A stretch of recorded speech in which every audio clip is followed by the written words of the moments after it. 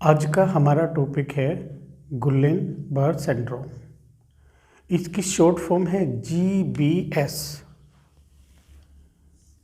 GBS ये जो disorder है इसकी जो सर्च की थी वो दो न्यूरोलॉजिस्ट थे, फ्रेंच न्यूरोलॉजिस्ट। उन्होंने इसकी सर्च तकरीबन 1916 में की थी।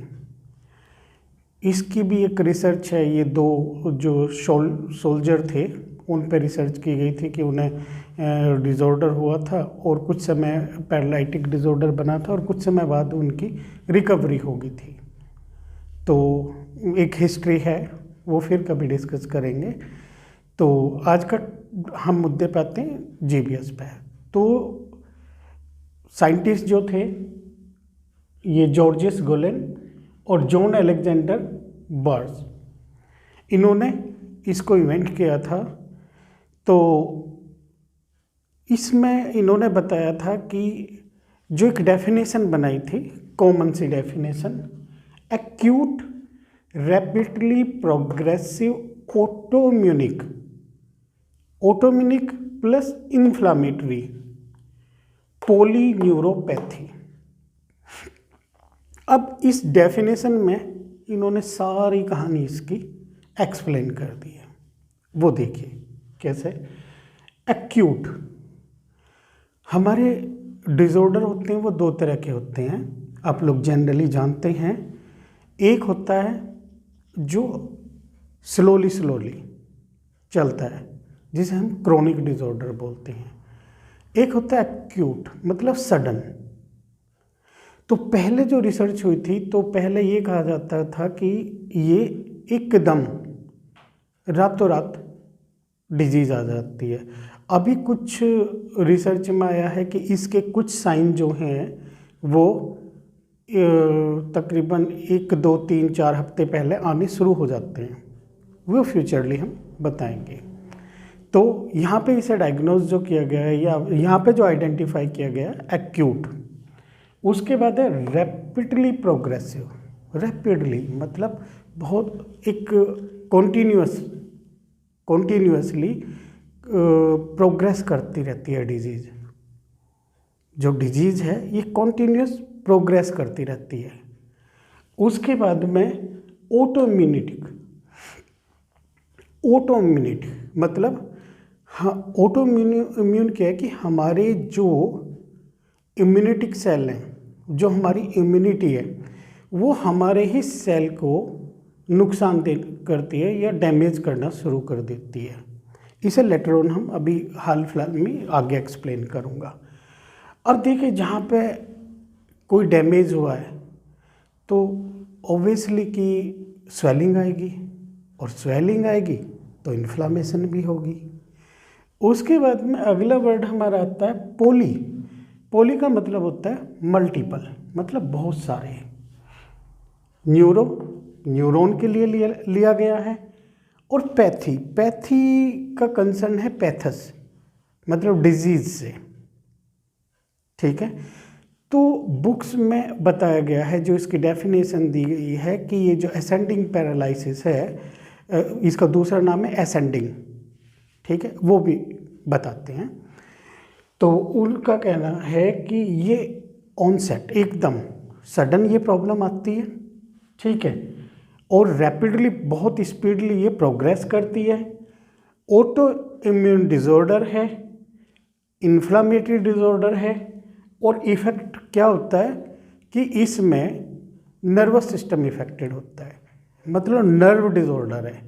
अब नर्व डिज़ॉर्डर का कॉन्सेप्ट क्या है, क्योंकि ये जो एक और इसकी डेफिनेशन दी हुई है, जब हम बात करते हैं नर्व की, अगला एक वर्ड आएगा नर्व। इससे पहले मैं एक वर्ड असेंडिंग और बता देता हूँ। इसमें दो वर्ड और यूज करेंगे, जैसे हम बोल रहे थे असेंडिंग पैरालिसिस। ठीक है, पैरालिसिस तो आप समझते ही हैं। ठीक है, पैरालिसिस की टाइप भी काफ़ी होती हैं नॉर्मली, लेकिन इसमें जो पैरालिसिस है वो ये अपना पेरिफेरल नर्वस सिस्टम का है। अब वो पेरिफेरल नर्वस सिस्टम क्या है वो भी आगे बताते हैं। तो असेंडिंग का मतलब होता है चढ़ते क्रम में। आपने असेंडिंग कॉलम पढ़ा होगा सभी ने, इसमें असेंडिंग वर्ड बहुत जगह। असेंडिंग का मेन कंसर्न है चढ़ते हुए में, मतलब ये नीचे की तरफ से हमारे अंगूठे उंगलियों से ऊपर की तरफ को चढ़ती आती है, हाथों से ऐसे, ठीक है। असेंड मतलब चढ़ते क्रम में आती है, नीचे से ऊपर की तरफ को चढ़ती जाएगी, इसीलिए इसे असेंडिंग पैरालिसिस बोला जाता है। तो इसमें दो कंसर्न है, क्योंकि इसका ये सेंट्रल नर्वस सिस्टम से रिलेटेड नहीं है। ये किससे रिलेटेड है? Peripheral nervous system. अब ये सेंट्रल नर्वस सिस्टम और पेरिफेरल नर्वस सिस्टम, इसके बारे में बात करते हैं। क्योंकि जो नर्वस सिस्टम है उसमें भी डिवीजन है। हम यहाँ पे जिक्र कर रहे हैं पेरिफेरल नर्वस सिस्टम का, ठीक है। तो यहाँ पे डिवीजन पहले हम जानते, थोड़ा सा हिंट लेते हैं कि नर्वस सिस्टम क्या है। अब नर्वस सिस्टम को हम एक नर्वस सिस्टम, ठीक है, एनएस से लिख लेते हैं, शॉर्ट फॉर्म ही बनाते हैं ताकि ज़्यादा टाइम ना लगे। अब जो हमारा नर्वस सिस्टम है इसका डिवीज़न है, एक है सेंट्रल नर्वस सिस्टम और एक है पेरिफेरल नर्वस सिस्टम। अब सेंट्रल नर्वस सिस्टम जो है उसमें आता है ब्रेन और दूसरा आता है स्पाइनल कॉर्ड।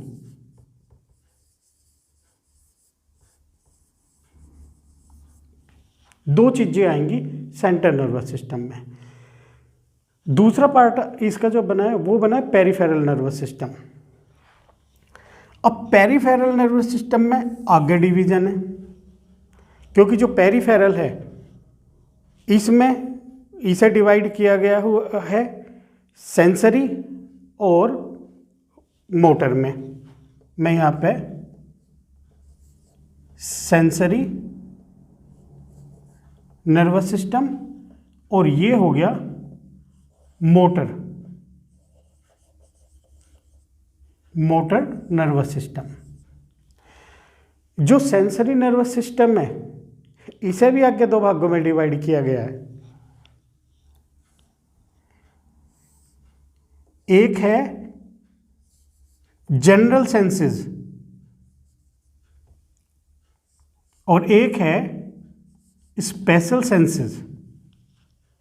ध्यान रखना मैं शॉर्ट में लिख रहा हूं, तो ये जनरल सेंसेस होगी और ये स्पेशल सेंसेस होगी, ठीक है। स्पेशल सेंसेस आप लोग जानते हैं, आँख, नाक, कान, ठीक है, मुंह, टेस्ट बड जो है, टंग, तो ठीक है। अब जो मोटर नर्वस सिस्टम है इसका आगे फर्दर और डिवीजन है। इसका डिवीजन है एक सोमैटिक नर्वस सिस्टम। सोमैटिक मतलब जो स्वेच्छा से हम कर सकते हैं, अपनी इच्छा से, जैसे हाथ हिलाना है, हमारा जितना स्केलेटल मसल है उसकी मूवमेंट है वो हमारे हाथ में है, हम अपनी मर्जी से कर सकते हैं। तो वो तो आएगा सब सोमैटिक के अंदर, हाथ हिलाना, बोलना, आंखें झपकाना, तो ये सब आएगा सोमैटिक के अंदर। अब दूसरा आएगा इसमें ऑटोनॉमिक।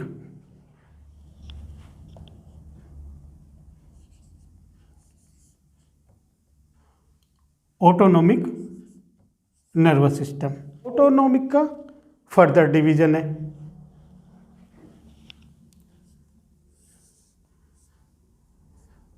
सिंपैथेटिक नर्वस सिस्टम और para sympathetic nervous system,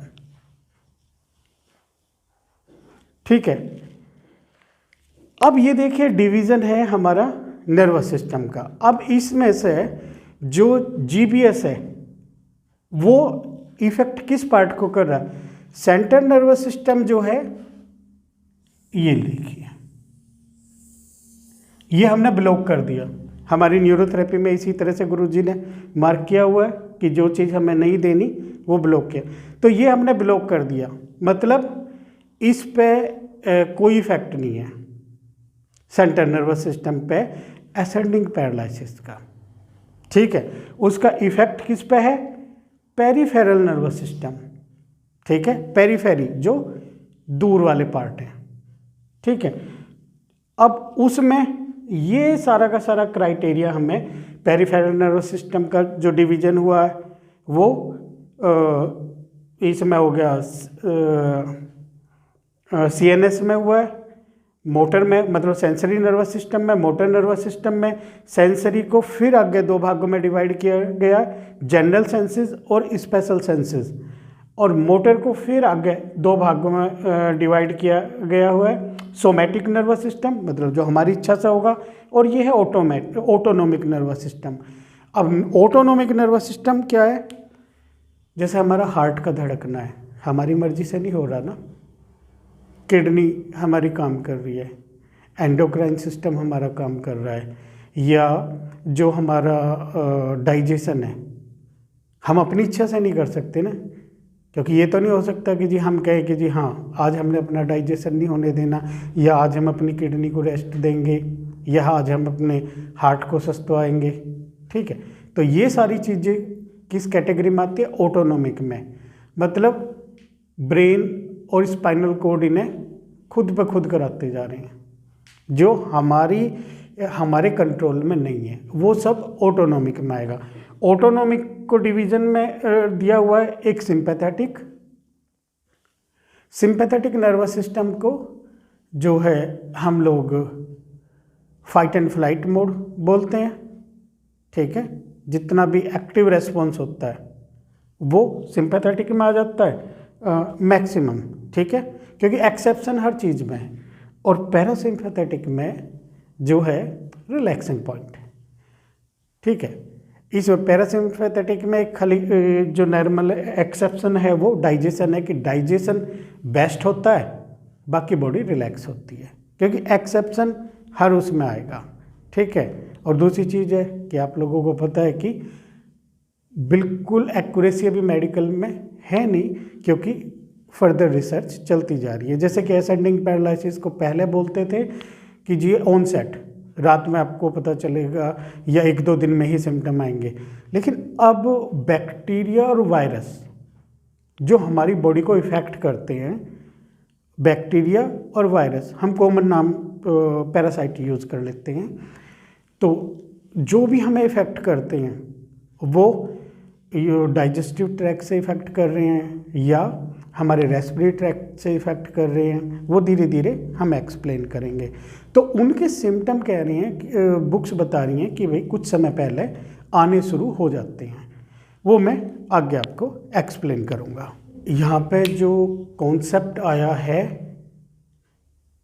nervous system, अब नर्वस सिस्टम में भी अगर प्रॉब्लम सेंट्रल नर्वस सिस्टम की है, ठीक है, तो MS प्रॉब्लम काउंट होती है। बट सेंट्रल नर्वस सिस्टम में जो है वो जो माइलिन शीथ है वो होती है, लेकिन उसे ओलिगोडेंड्रोसाइट बनाते हैं। और यहाँ पे अब हम आते हैं कि ये पेरिफेरल नर्व ये क्या होती हैं। हम ना एक नर्व का डिसेक्शन करते हैं, नर्व को कट करके देखते हैं कि नर्व कैसे बनती है।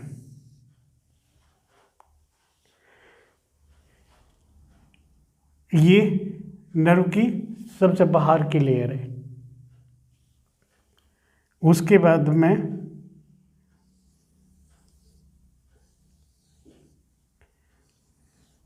इस तरह से इसमें फेसिकल्स होते हैं। अब ये फेसिकल्स कैसे बनते हैं वो भी बताता हूँ।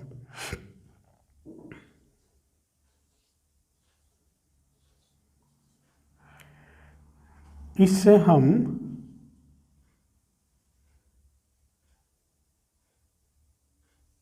ये फेसिकल हो गया, ठीक है, और इससे अब हम इस चीज़ को निकाल लेते हैं।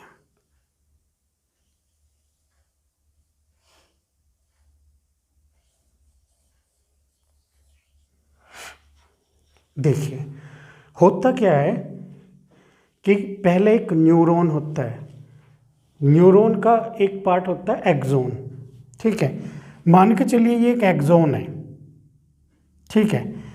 एक एक्सोन के ऊपर यहाँ पे एक लेयर होती है जो इसे एक्सोन को कवर कर रही होती है, उसे बोलते हैं एक्सोलेमा,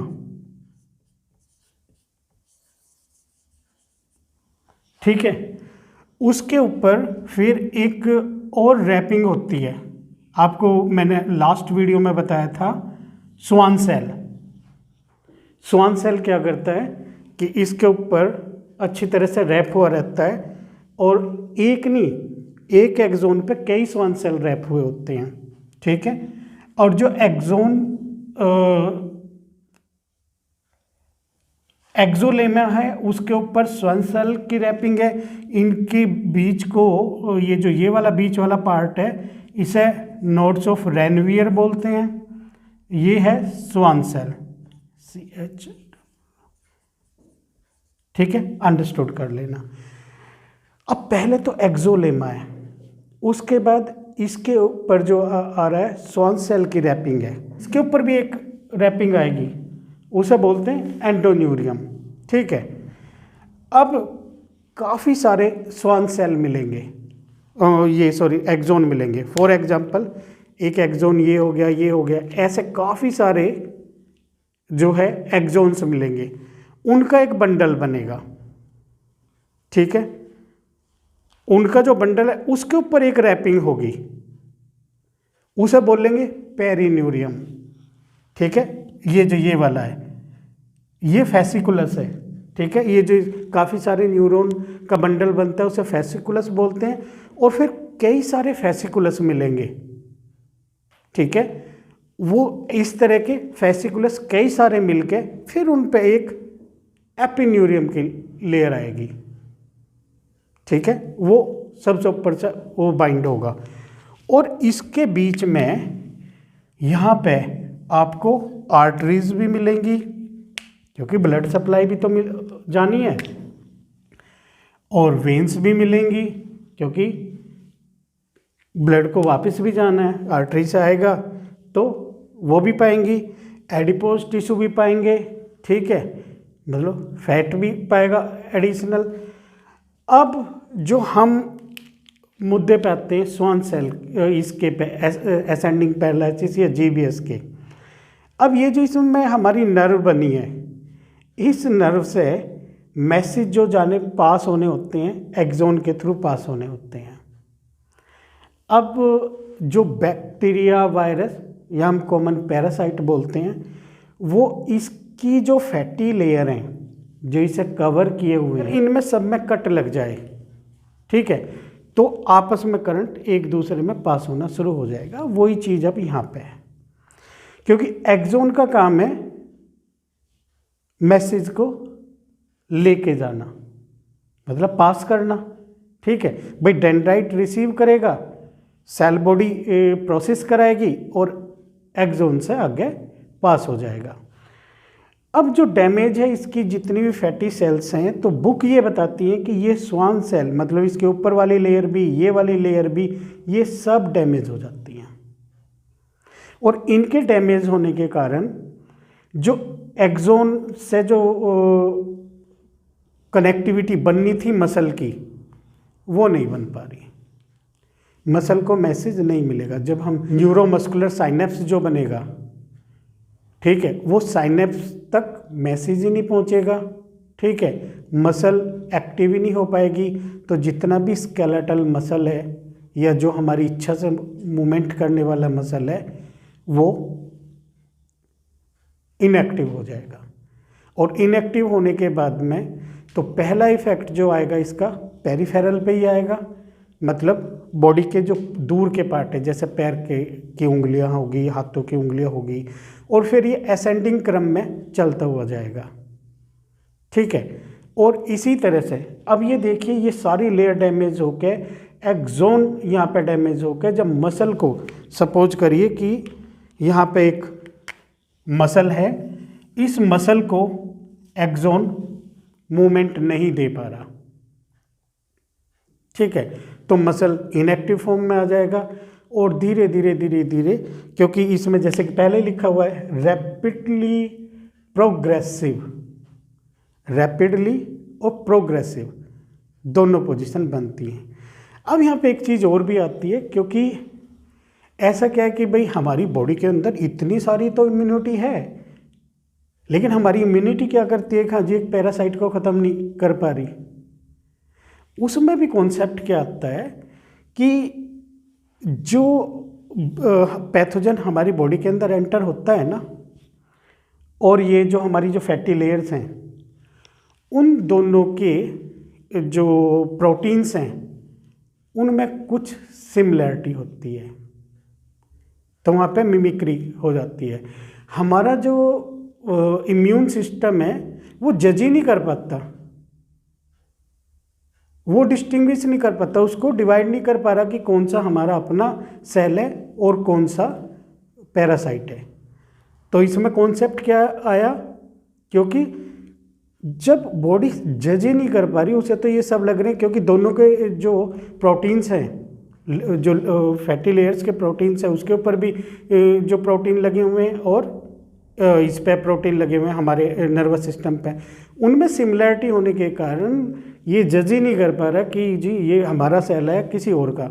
इस कन्फ्यूज़न में ही हमारी जो इम्यूनिटी है वो हमारे ही सेल को डैमेज करना शुरू कर देती है। अब इसमें कंडीशन क्या आती है, अब यहाँ पे देखिए, एक तो ऑटोइम्यूनिटी है, तो इसे कंट्रोल करना है हमने। अब इसे कंट्रोल करने के लिए हम क्या करेंगे, पहले हम अपना जितना भाई आईजी सिस्टम है, भाई हमारी immunity IG M A E D सबको कंट्रोल करने के लिए पहले हम थाइमस को हाइपो करेंगे। अब थाइमस को हमारे पास हाइपो करने, क्योंकि ये न्यूरोथेरेपी का कॉन्सेप्ट है, थाइमस को हाइपो करने के लिए हमारे पास क्या है, हम पहले लेफ्ट ओवरी देंगे, 2 पेन देंगे। अब आप क्या होगे जी 2 पेन तो थाइमस को हाइपो नहीं करेगा, क्योंकि जितने भी पैरासाइट हैं वो खाएंगे क्या, ये इनकी वो क्या होती है, ज़्यादातर रिक्वायरमेंट क्या होती है, ये अपने आप को डेवलप कैसे कर पाएंगे, उसका कारण है ग्लूकोज, क्योंकि ज़्यादातर पैरासाइट की जो डोज है वो ग्लूकोज है।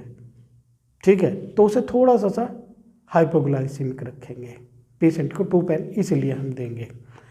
दूसरी चीज़ है जी, अब इसमें फिर हम मैनेज कैसे करेंगे, इसमें इन्फ्लेमेटरी डिसऑर्डर यहाँ पे काउंट किया हुआ है, तो हम क्या करेंगे, एड्रेनल को स्टिमुलेट करेंगे, थाइमस को हाइपो करेंगे, एड्रेनल को स्टिमुलेट करेंगे, थोड़ा सा ग्लाइकोजन को डिक्रीज करेंगे। इनटेक में भी ये भी ध्यान रखना कि पेशेंट का जो इनटेक है वो भी थोड़ा सा, क्योंकि इनकी डाइट को हमने ब्रेक डाउन करना है। अब 3 कॉन्सेप्ट तो ये आगे, तो अब इससे पहले कॉन्सेप्ट ये भी तो आएगा कि जी हाइपो तो कर रहे हैं पर बॉडी को साथ साथ में न्यूट्रलाइज भी तो करना है। न्यूट्रलाइज क्यों करना है, ताकि बॉडी के जो इफ़ेक्ट्स हैं उन्हें बॉडी मैनेज करती रहे, जो भी बॉडी पे साइड इफ़ेक्ट्स आ रहे हैं। तो हमने क्या करना है कि बॉडी को न्यूट्रलाइज करना है। अब न्यूट्रलाइज करने के लिए गुरुजी ने बुक में लिखा हुआ है NaN, जो गुरुजी ने ट्रीटमेंट लिखा हुआ है उसमें इन्फ्लामेशन, NaN और एक कुंडली।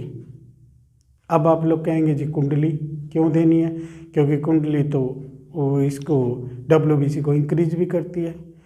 पर गुरुजी का कहना ये था कि जब हम हाफ कुंडली 20 सेकेंड 12 टाइम देते हैं तो वो खुद डिसाइड करती है कि वो इन्फेक्शन को मैनेज करेगी या इन्फ्लामेशन को। ये हमारा नर्वस सिस्टम जो है, या नर्वस सिस्टम वर्क कराता है एंडोक्राइन सिस्टम को, क्योंकि ये दोनों कोरिलेट होकर काम करते हैं, एक दूसरे के साथ मिलकर काम करते हैं। ठीक है, खाली थाइमस ऐसा ग्लैंड है जिसपे कि हमारे इसकी हाइपोथैलेमस की कमांड नहीं है, बाकी तो ज़्यादातर को कमांड कर ही लेता है। तो इसलिए फिर गुरुजी कहते हैं कि हाफ कुंडली 20 सेकंड जो है वो 12 टाइम दो, और पहले 10 टाइम शुरू की थी उसके बाद में कुछ और 2005 में जब हमारी बात चल रही थी उनसे, तो वो कह रहे थे कि 12 टाइम 2, और उन्होंने जो एंटीवेट था पुराने वाला उसमें मेंशन भी किया हुआ है, पहले 6 बार था फिर उसे 12 बार किया है। ठीक है, तो वो 2, और बॉडी खुद को डिसाइड करने दो कि वो उसे कैसे डील करेगी।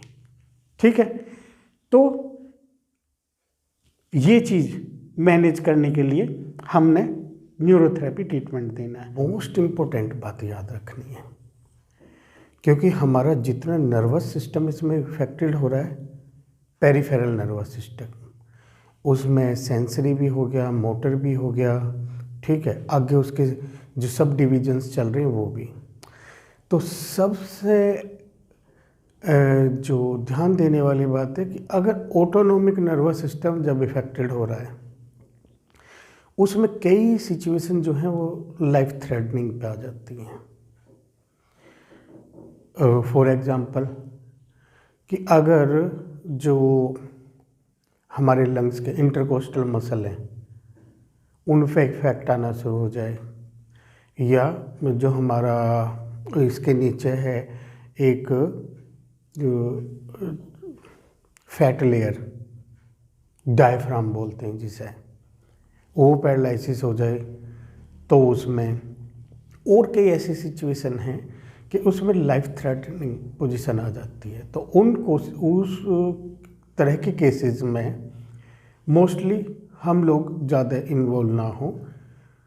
लेकिन गुरुजी ने जिस तरह से ट्रीटमेंट का शेड्यूल किया था कि भाई NaN देना है, अब जब NaN देने वाली पोजीशन आती है तो वो क्या है कि हमारा जितना भी एंटारिक नर्वस सिस्टम है, ठीक है, उसमें हम जितने इंटरनल ऑर्गन्स हैं हमारे इसके गट के, उन्हें मैक्सिमम हम स्टिमुलेट कर लेते हैं।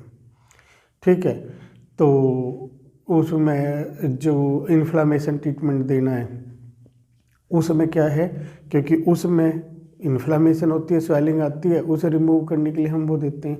बट फिर भी हर इंसान का अपना अपना एक्सपीरियंस है। ठीक है, मोस्टली उस सिचुएशन से मैनेज होकर हमारे पास में केसेस आते हैं जिनकी रिकवरी में टाइम लगता है। तो बहुत से केसेस में जो है रिकवरी जो है वो इजीली हो जाती है। और प्लीज़ आप लोगों से सबसे रिक्वेस्ट है कि जिसने इस तरह के केसेस में रिकवरी की हो, ठीक है, तो उनका जो भी उनका एक्सपीरियंस रहा हो वो प्लीज़ मेरे साथ भी शेयर करें, क्योंकि मेरी टीम जो है वो अपने लेवल पे काम कर रही है। हम लोग काफ़ी लोग जुड़े हुए हैं एक दूसरे के साथ में। बट ये जो वीडियो आप लोग देखोगे ये तो इंटरनेशनल लेवल पे देखी जाएगी। तो आप प्लीज़ मेरे साथ में अपना एक्सपीरियंस ज़रूर कमेंट में शेयर कर दें या मेरे मोबाइल पे व्हाट्सएप पे शेयर कर दें। ठीक है, उसके बाद एक सिचुएशन बनती है, अब हम नेक्स्ट उस पर आते हैं कि इस तरह के कौन कौन से पैरासाइट्स होते हैं। जैसे कि हमने बैक्टीरिया का जिक्र किया था, वायरस का जिक्र किया था, तो ये इफ़ेक्ट कैसे डालते हैं। अब एक कंपाइलोबैक्टर जेजुनी, मैं 1-2 एग्जांपल देता हूँ आपको। ये एक बैक्टीरिया है जो हमारे डाइजेस्टिव सिस्टम को इफ़ेक्ट करता है। उसमें क्या होता है, क्योंकि ये जो हमारी पोल्ट्री होती है ना, उस हाफ बॉइल्ड पोल्ट्री में पाया जाता है। मोस्टली होता है ना कि जी हाफ बॉइल्ड एग खाइए, सेहत के लिए अच्छे होते हैं, तो मोस्टली हाफ बॉइल्ड पोल्ट्री में पाया जाता है।